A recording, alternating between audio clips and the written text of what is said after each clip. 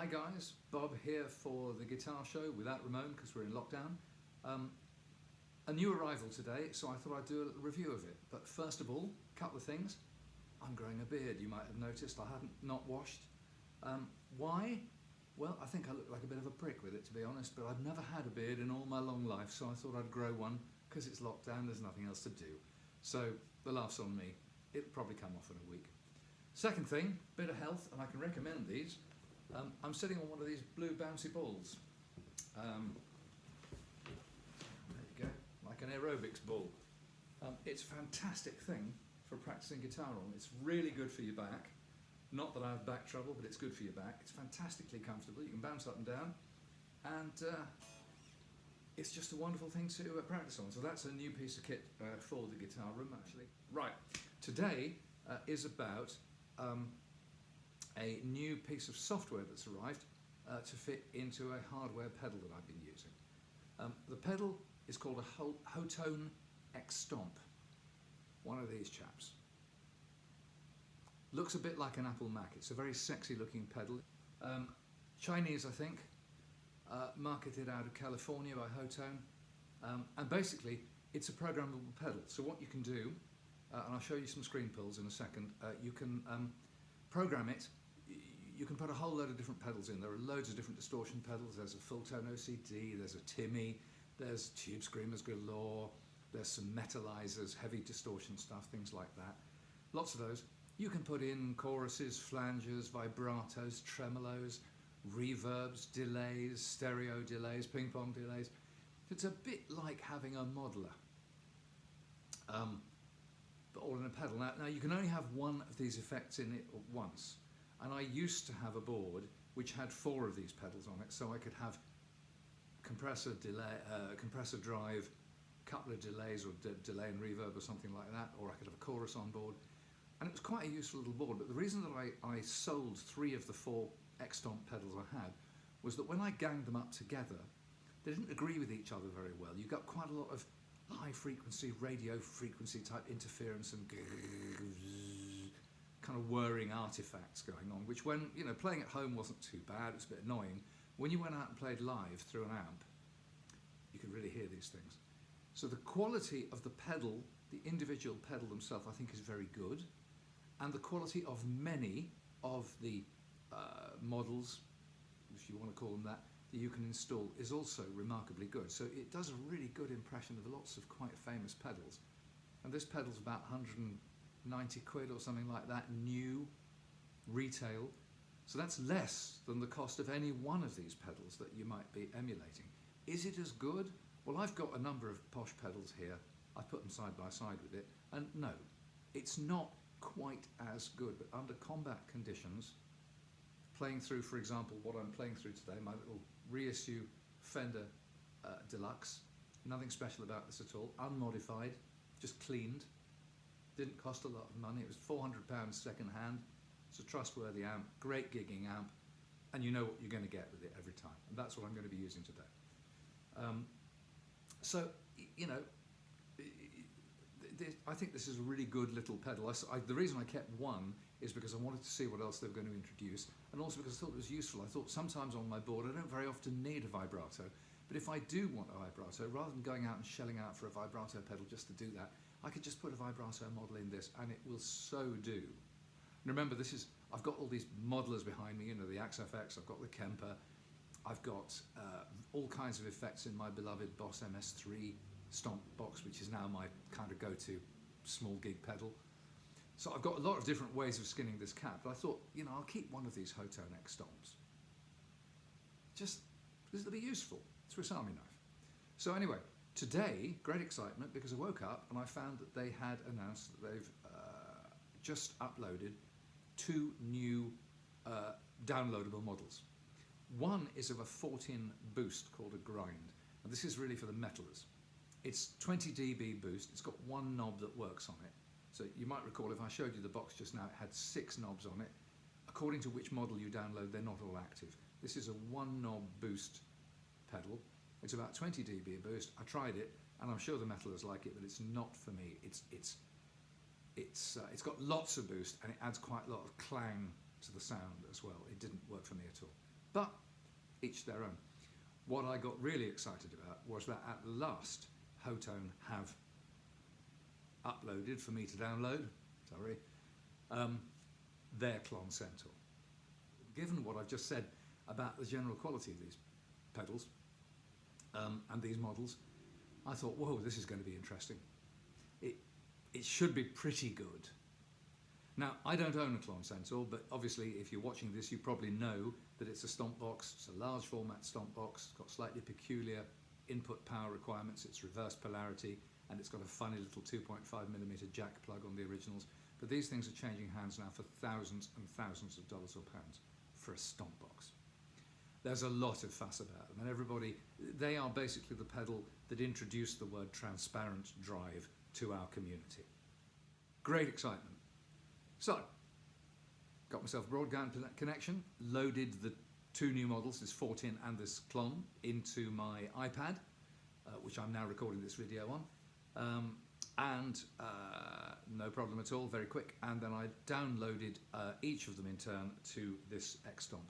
It works by Bluetooth, and it takes 45 to 60 seconds the first time you download a patch into the Stomp. The Stomp remembers up to 100 different models in it. So the next time you ask it to be a Klon or to be a Boss Tremolo or whatever, it will switch to it almost instantly. It takes about 3 seconds. It's really good. But anyway, for today, it took me about a minute to download the thing. I've discussed the 14 already, not my taste. The Klon.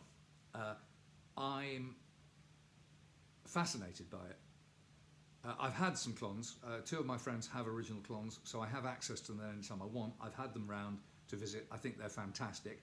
I wouldn't give you 2,500 British pounds for one. With all the stuff I've got in this room, I simply wouldn't. I don't see the need. But I admire my friend's fortune for having bought them for maybe £300 back in the day, and they're now turned into an investment, which is great for them. I wanted to actually make this video, and the rest of this video is really going to be showing you how this model works. Spoiler, it makes a fantastic sound. I hope you agree with the sound that I'm going to produce, but I don't think it does what it says.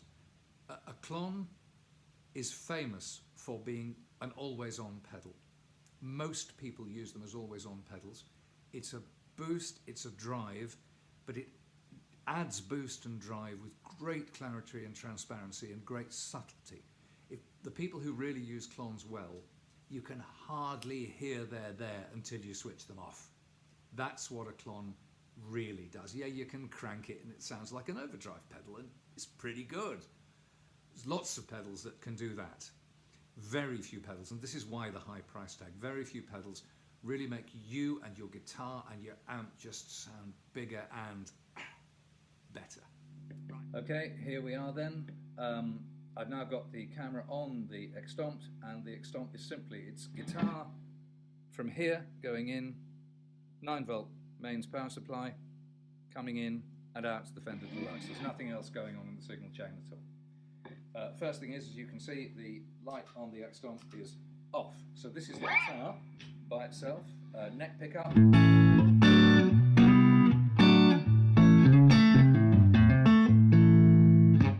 And bridge pickup.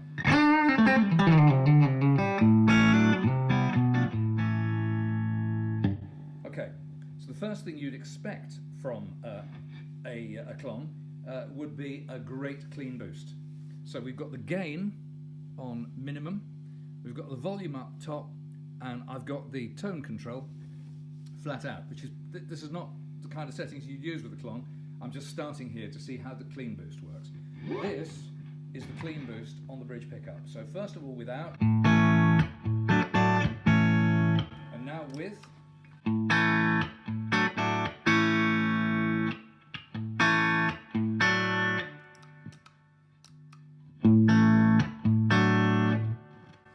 Now I'm hoping you can hear what I'm hearing. There's a huge change in the sound. When you engage this Klon model, there's a substantial reduction in the overall volume and the overall weight of the sound. There's actually a lot of bass cutting and low mid cutting going on. There's also some boosting in the middle mids, not the high mids, the middle mids. So it sounds quite boxy. Doesn't sound bad, it sounds quite clean, but it sounds quite boxy. That doesn't sound like the Klons I've had to visit. Okay, so that's clean. Now I'm going to take the volume down a bit because this could get a bit hairy. I'm going to take the volume down to about midday, maybe a little bit less. Okay, I would want this to be giving me a boost over my clean sound, but I don't want the whole world to start, the ceiling to fall down. So I'm now going to take the gain up to about the same place. So this is the kind of place, and I'm also going to take the EQ down to the middle. Again, right, bridge pickup. Okay, without, with.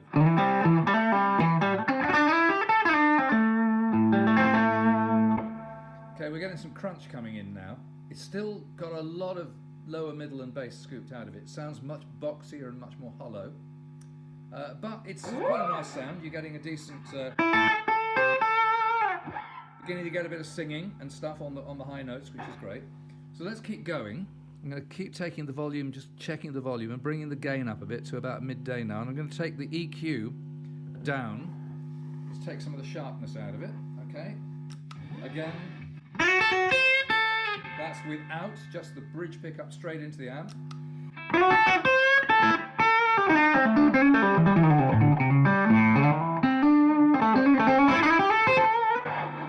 Okay, so we're getting some gain now. It's quite a nice singing gain.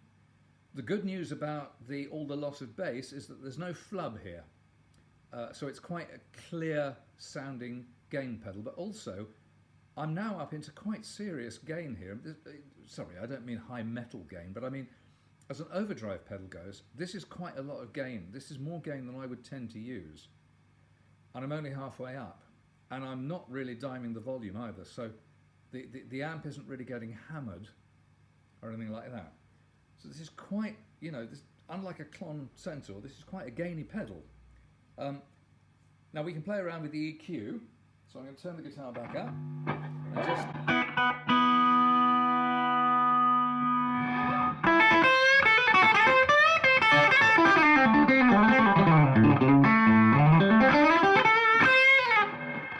Quite a nice, overdriven amp type kind of sound with a little more brightness on it.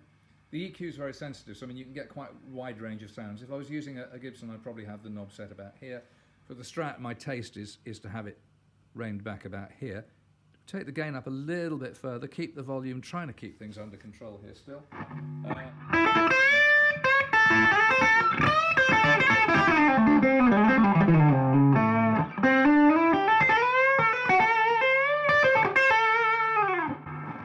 So it's quite a nice singing drive sound. I think I can find myself using this, but I think I'm going to use this pedal rather differently from the way I'd imagine using a proper Klon. Back in view. Sorry to make you watch my foot and the foot pedal for 2 or 3 minutes. Boring to look at, I know. I'm not that quite good at editing with this software yet. Anyway, my conclusions. I really like the sound of this pedal as a drive pedal. I think it makes a really sweet drive. I think by subtracting all that bass, it takes out all the flub. The kind of drive I'm always looking for is a drive that's really quite clean on the low strings and gets up to singing on the top strings, which is why I like these kind of Dumbly type clone amps. I think that this pedal does that rather well. It's one of the better Stomp box pedals and certainly one of the best Stomp box pedal models that I've heard for that purpose. But this is supposed to be a model of a Klon, and I can't get it to do the things that the Klons that are visited here have done automatically without any setup. I can't get it to a position where I would use it as an always-on pedal with that fantastic, just makes everything sound richer and thicker and better and clearer all in one go, which is the magic that makes them change hands for so much money. So it's a mixed bill of health, really. I think it's a really good pedal, but I don't think it's what it says on the box, if you like. But as I say, I am probably going to use it. Now, I'm really interested to hear from anybody out there who's got experience either of this or of Klons because while I've had them to visit, I don't own one, I don't gig with one, so I don't have that kind of level of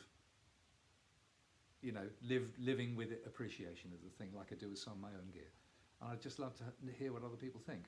I don't really want a lot of comments about £2,500 for a pedal, it's bloody madness. I think we all agree on that. I don't think we really need to bung up the comments with that. But if anyone's got any thoughts, I'd love to hear them. Yeah, that's it for now. I might bring you another little gear review shortly of something that I got given for Christmas. Not an expensive piece of kit, but absolutely brilliant. So watch your screens. I might do a quick video on that later as well. In the meantime, I hope you've enjoyed this solo effort. It's not like the banter with Bob and Ramon, can't be, but what the hell. Stay safe for now. See you soon. Bye.